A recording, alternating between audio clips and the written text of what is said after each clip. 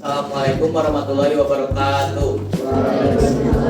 Warahmatullahi wabarakatuh. Sebelumnya saya ingin berterima kasih kepada yang terhormat Ibu Heni Suryani SE MM CHRA yang telah memberikan kami kesempatan untuk mempresentasikan materi yang berjudul implementasi manajemen konflik untuk produktivitas organisasi. Mungkin langsung saja kepada pembahasannya. Jadi kehadiran konflik dalam suatu organisasi itu tidak dapat dihindarkan ya. Jadi yang dimana jelas selalu ada saja konflik yang terjadi dalam organisasi itu, yang dimana dapat kita minimalisasi atau kita manfaatkan sebagai solusi untuk meningkatkan atau mendapatkan sebuah keuntungan pada organisasi.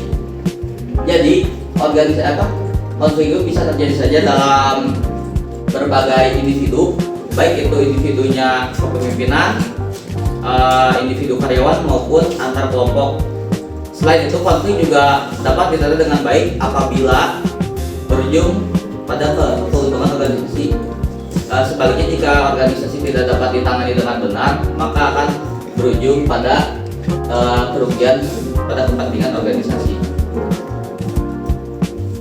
Sedangkan produktivitas organisasi itu adalah cara mengelola suatu usaha agar efisien dalam penggunaan input untuk memaksimalkan produksi output atau barang atau jasa. Jadi cara ini itu dilakukan dengan melibatkan semua usaha manusia, yaitu keterampilan, lalu modal, teknologi, manajemen, informasi, energi, dan sumber daya lainnya. Yang dimana manajemen produktivitas ini memiliki tujuan untuk memaksimalkan hasil produksi dari baik barang maupun jasa dengan cara memberdayakan sumber daya seefisien mungkin untuk mendapatkan hasil yang efektif dan maksimal. Nah, kira-kira bagaimana sih cara mengatasi dan mengelola konflik dalam organisasi? Yang pertama adalah tanggung jawab kepemimpinan untuk dapat mengelola konflik, yang dimana penyelesaian konflik atau conflict resolution merupakan tindakan yang dilakukan pemimpin dalam menghadapi pihak-pihak yang sedang berkonflik. Adapun menurut Toshi et al. Yang berpendapat bahwa conflict management means that a manager takes an active role in addressing conflict situation and intervenes if needed, yang dimana artinya seorang manajemen itu berperan aktif ketika terjadinya konflik situasi dan intervensi jika diperlukan. Lalu yang kedua itu adalah kemampuan kepemimpinan untuk mengelola konflik, yang dimana kegagalan dalam suatu mengelola konflik dapat menghambat pencapaian tujuan organisasi. Maka pemimpin diharuskan untuk mampu mengelola situasi tersebut agar tetap produktif dan mampu menumbuhkan kreativitas serta menciptakan inovasi dan perubahan. Selain itu, pemimpin juga harus mencapai kinerja optimal melalui pemeliharaan konflik agar tetap fungsional dan meminimalkan dampak negatif terhadap konflik yang terjadi. Lalu model implementasi peningkatan kinerja produktivitas itu terdiri dari 3. Yang pertama itu identifikasi masalah, yang dimana tahap ini tuh dilakukan dengan cara melihat gejala-gejala yang terjadi pada konflik. Jadi pemimpin itu harus mampu memisahkan gejala konflik dengan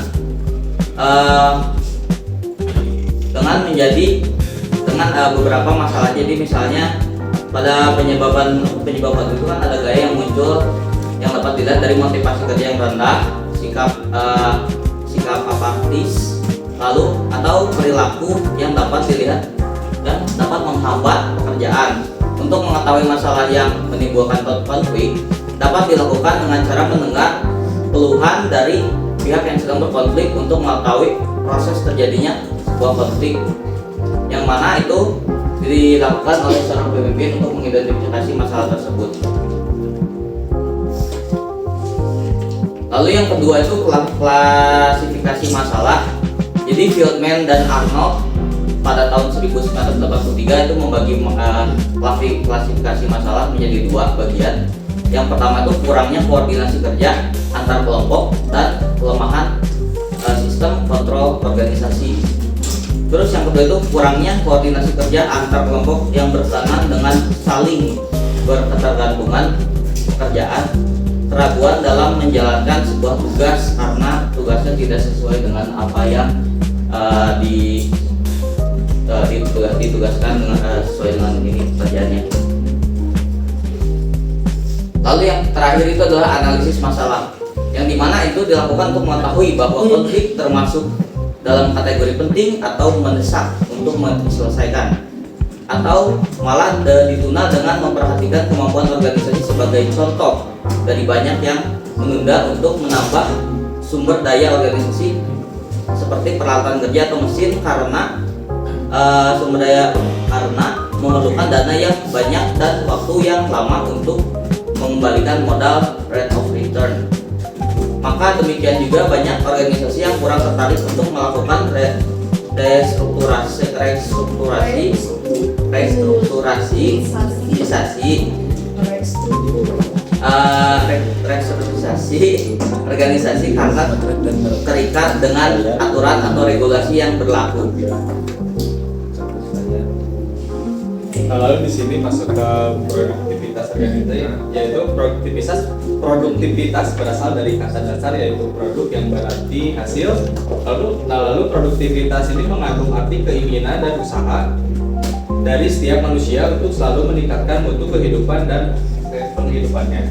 Lalu produktivitas adalah sikap mental atau attitude of mind yang mempunyai semangat untuk melakukan peningkatan perbaikan.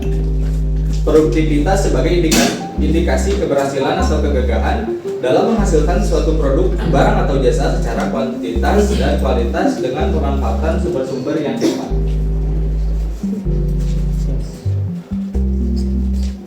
Nah, lalu di sini ada dua pengertian produktivitas menurut ahli. Yang pertama yaitu menurut Sutermeister, yaitu yang mengartikan bahwa produktivitas sebagai ukuran kuantitas dan kualitas kerja dengan mempertimbangkan kemanfaatan sumber daya, yaitu diantaranya yaitu ada bahan, teknologi, informasi, dan kinerja manusia. Lalu ada menurut Warsito, yang dimana mengartikan produktivitas adalah perbandingan secara ilmu hitung antara jumlah yang dihasilkan dan jumlah setiap sumber yang dipergunakan selama produksi berlangsung.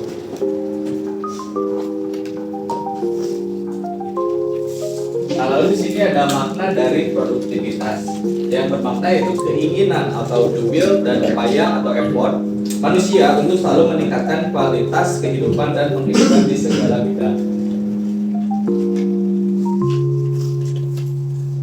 Jadi dapat disimpulkan bahwa produktivitas adalah suatu kondisi yang dihasilkan atau usaha yang telah ditujukan atau dikerjakan oleh seseorang dalam melaksanakan tugas dengan hasil yang lebih meningkatkan dan baik sebagai akibat cara kerja yang profesional dengan pemanfaatan sarana dan prasarana yang tersedia. Produktivitas tidak hanya diartikan secara kuantitatif, namun dapat diartikan secara kualitatif sebagai ukuran kuantitas dan kualitas secara kerja dengan mempertimbangkan kemanfaatan sumber daya atau bahan, teknologi, informasi, dan kinerja manusia. Lalu di sini ada hakikat produktivitas. Hakikat produktivitas adalah setiap fungsi yang terjadi di dalamnya adalah output dibagi tenaga kerja yang dibutuhkan untuk menghasilkan output itu selanjutnya dihitung per jam kerja.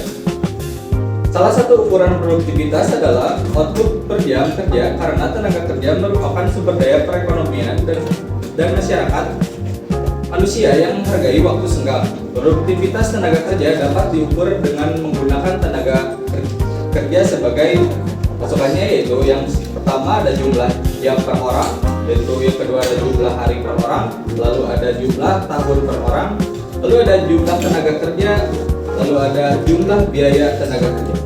Pengukuran biasa dapat diasumsikan bahwa tenaga kerja mempunyai keahlian, pengalaman, dan pendidikan yang sama. Selanjutnya ada indikator produksi. Jadi menurut Fandi Ciptono 2009, yang pertama itu input, faktor masukan berupa tempat kerja, jam kerja, keterampilan, pengetahuan, fisik pengawas, dan sistem operasional.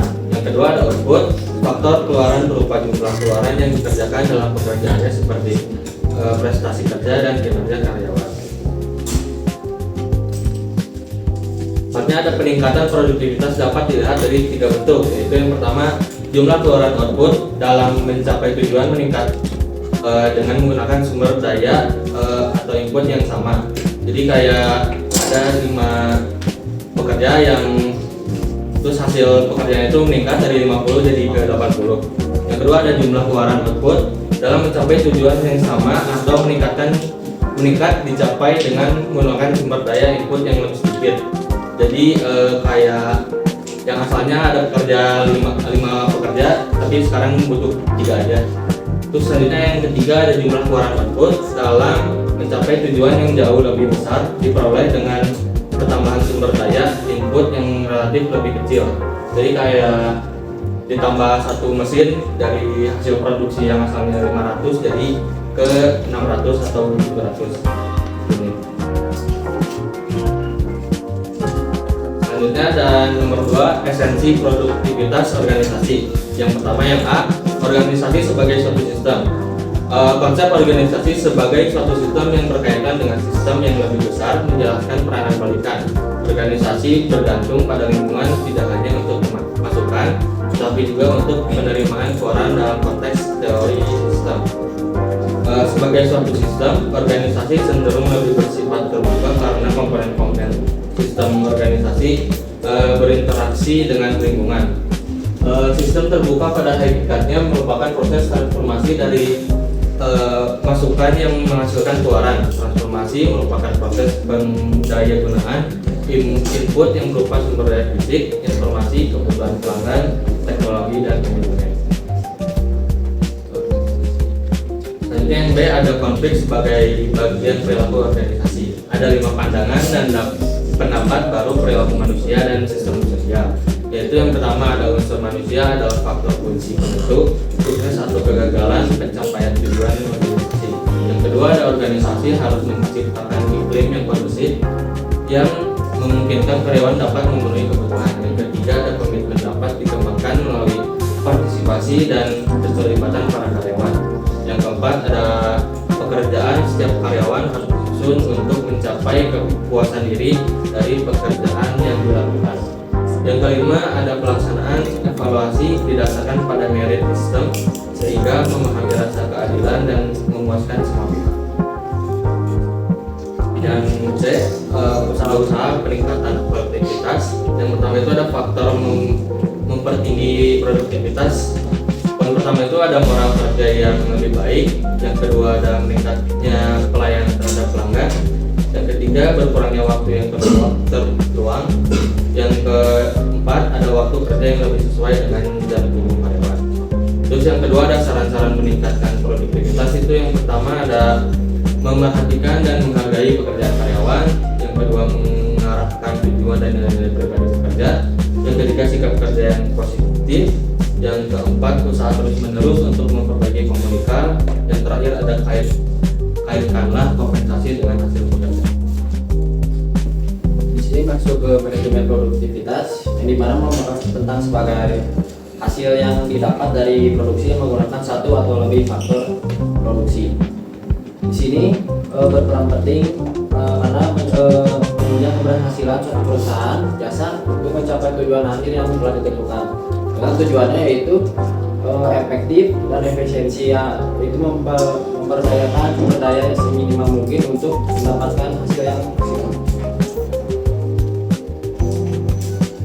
Lalu di sini ada 7 kunci produktivitas tinggi. Yang pertama itu kemampuan manajemen yang bertanggung jawab, ketepatan kritis antara manajemen perusahaan dan produktivitas, lalu kepemimpinan yang luar biasa dari semua faktor, kesederhanaan organisasi dan operasional, lalu kepegawaian yang efektif. Yang kelima, tugas yang menantang merupakan kunci untuk proses kreatif dan produktif, dan individu mempunyai suasana khusus, kegiatan kreatif dan produktif yang tinggi. Lalu ada perencanaan dan pengendalian tujuan yang tidak efektif menyebabkan kebocoran besar dalam produktivitas. Sebaliknya, perencanaan yang efektif meningkatkan produktivitas yang operasional. Lalu pelatihan manajerial khusus, di mana organisasi berusaha mengembangkan komitmen terhadap produktivitas dalam seluruh tim manajemennya dan memberikan saran berguna untuk penerapan usaha peningkatan produktivitas yang efektif dalam seluruh organisasi. Selanjutnya yang kelima itu kepemimpinan produktif dan hubungannya dengan produktivitas dan mutu produk yang dihasilkan. Maknanya, kepemimpinan produktif yaitu kepemimpinan yang baik mampu mewujudkan produktivitas, efektivitas organisasi dan kesejahteraan anggotanya. Ada beberapa tipe kepemimpinannya, yaitu di sini ada otoriter dengan pengawasan yang ketat, bawahan bergantung atau memberontak. Lalu ada kepemimpinan demokratis, komunikasi dua arah antara emosional dan berperan sebagai fasilitator. Lalu ada resiko, kebebasan penuh tanpa batasan, resiko menyebabkan disorganisasi. Faktor penentu produktivitas itu yaitu faktor sistemnya 80-85%, peralatan lalu kerja, desain pekerjaan dan pelatihan. Faktor SDM juga mempengaruhi seperti pengetahuan, sikap, keterampilan motivasi, dan perbaikan produktivitas lebih banyak bergantung pada sistem, tetapi peran SDM juga krusial. Yang keenam, di sini langkah-langkah dengan produktivitas. Yang pertama, analisis situasi. Dengan langkah awal, manajemen produktivitas harus mampu menganalisis situasi sebelum mengambil keputusan atau tindakan. Contohnya kayak di rumah sakit dengan kunjungan pasien menurun, jadi nggak perlu menambah tenaga kerja baru. Lalu merancang program peningkatan produktivitas dengan membutuhkan dasar program dengan rancangan tepat, efektif dan efisien. Yang ketiga, menciptakan kesadaran dalam produktivitas. Kesadaran semua pihak dalam perusahaan merupakan kunci penting peningkatan produktivitas. Lalu di sini menerapkan program yang dimaksud itu program telah disusun dan diputuskan harus diimplementasikan untuk mencapai tujuan akhir. Lalu mengevaluasi program dan memberikan umpan balik untuk menilai hasil akhir. Perlu evaluasi program dengan umpan balik. Contohnya kayak mengevaluasi hasil akhir pelatihan untuk melihat peningkatan dari profesionalisme. Mungkin sekian dari apa yang bisa kami sampaikan. Kira-kira dari rekan-rekan semuanya, apakah ada yang ingin ditanyakan atau masih bingung, bisa kami coba bantu jawab. Bismillahirrahmanirrahim. Assalamualaikum warahmatullahi wabarakatuh. Perkenalkan, nama saya Muhammad Bintang Pamungkas. Saya dari kelompok 1.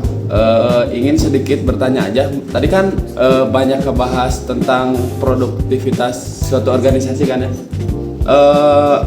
Pengen nanya kalau biasanya masalah-masalah yang sering datang dalam produktivitas organisasi itu apa aja? Itu sama peran kita memahami tentang manajemen konflik itu, peran di produktivitas organisasi itu seperti apa? Itu aja. Perkenalkan, nama saya Muhammad Emil Faisal. Izin bertanya. Tadi kan di PPT disebutkan kalau konflik itu dianggap sebagai bagian dari perilaku organisasi. Jadi pertanyaannya, kira-kira adakah batas di mana organisasi justru perlu menghilangkan konflik daripada mengelolanya? Oke, jadi tadi pertanyaan dari Kang Gam itu bahwasannya disebutkan di PPT itu kan bagaimana konflik itu kan sebagai bagian dari perilaku organisasi. Kira-kira adakah batasan organisasi yang justru perlu dihilangkan atau justru perlu kita untuk mengelolanya gitu ya? Jadi sebenarnya pasti ada batasan konflik atau sebuah masalah yang dimana yang layak untuk dikelola itu merupakan konflik yang biasanya terjadi itu karena adanya perbedaan sebuah pendapat, yang dimana sebuah perbedaan pendapat itu bisa melanjutkan kita pada bagian solusi atau mungkin inovasi yang bisa mungkin saja muncul dari perbedaan pendapat tersebut. Sedangkan konflik yang tidak dapat dikelola itu yang misalnya konflik yang berujung langsung kepada perusakan hubungan kerja atau kayak personal itulah. Jadi bukan berkonflik karena pekerjaan, tapi malah berkonflik tentang mungkin menjelek-jelekan sesama kerja gitu. Jadi pasti ada aja batasan yang mungkin harus dipikirkan oleh sebuah organisasi gitu, Kang Helmi. Gimana Kang Helmi, apakah untuk membantu?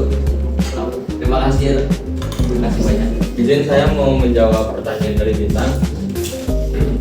Pertanyaannya itu produktivitas suatu organisasi, masalah apa aja yang sering terjadi dan peranan kita dalam memahami masalah produktivitas organisasi ya. Jadi masalah-masalah yang sering terjadi itu biasanya itu kayak tujuan organisasi yang nggak jelas, kayak anggotanya itu nggak paham sama arahan kerja, terus sehingga kayak aktivitasnya itu nggak fokus. Terus yang kedua itu biasanya komunikasinya yang buruk, informasi itu nggak tersampaikan dengan baik. Terus kayak yang ketiga itu motivasi dan moral kerja yang rendah. Terus peranan kita dalam memahami masalah ini tuh kayak harus menyadari tujuan organisasi, kayak memahami visi dan misi dari suatu organisasi. Terus berkomunikasi secara aktif dan terbuka. Terus yang terakhir menjaga sikap dan etos kerja.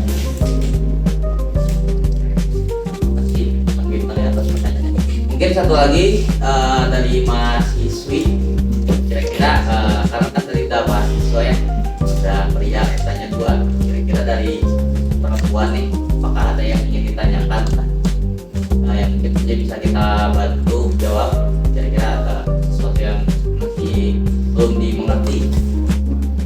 Jadi boleh bisa dijawab sama siapapun yang memperhatikan ya, karena mungkin tidak ada yang bertanya lagi. Jadi saya ingin mencoba mempertanyakan apa kalian sudah paham atau tidak ya. Dan itu kira-kira apa sih makna produktivitas? Menurut kalian aja secara pemahaman yang kalian pahami itu produktivitas itu seperti apa sih?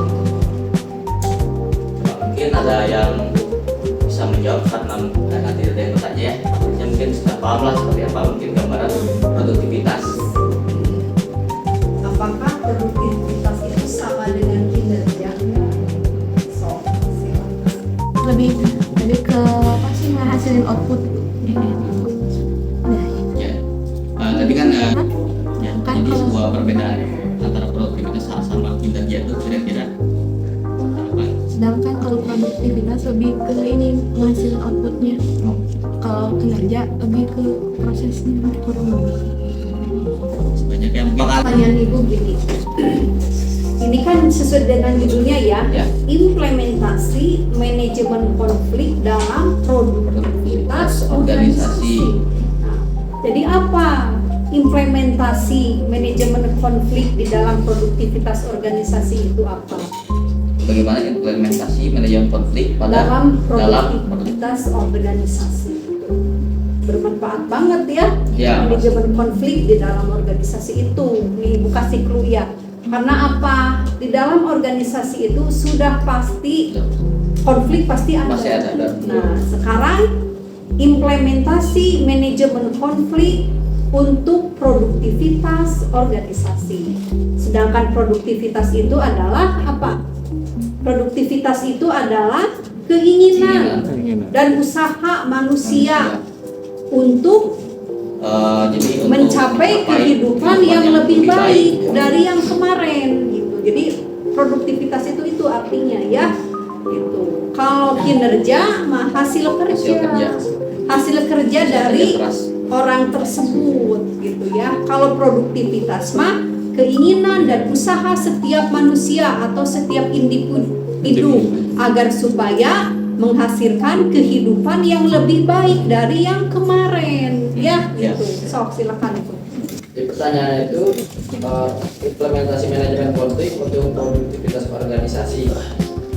Ya emang di sini adanya implementasi manajemen konflik terhadap organisasi itu diterapkan dengan langkah-langkah pengelolaan konflik secara sistematis. Jadi agar si konflik ini tidak menghambat dan justru menjadi faktor pendukung kinerja dari hasil kerja suatu organisasi. Ya, jadi mungkin maksudnya tuh bahwasannya manajemen kan juga disebutkan bahwa manajemen konflik ya bagaimana cara kita mengelola sebuah konflik yang mungkin terjadi pada bagian dari individu produktivitas atau manusia itu tersendiri, yang dimana bagaimana cara kita tuh agar masyarakat tidak terlalu berpacu pada konflik dan bagaimana cara kepemimpinan itu mencoba mengelola konflik yang terjadi, karena mungkin jika konflik terjadi pada produktivitas maka itu akan menurunkan sebuah motivasi kerja karyawan yang dimana akan menurunkan produktivitas itu sendiri. Mungkin itu Bu yang bisa kami pahami. Ada lagi?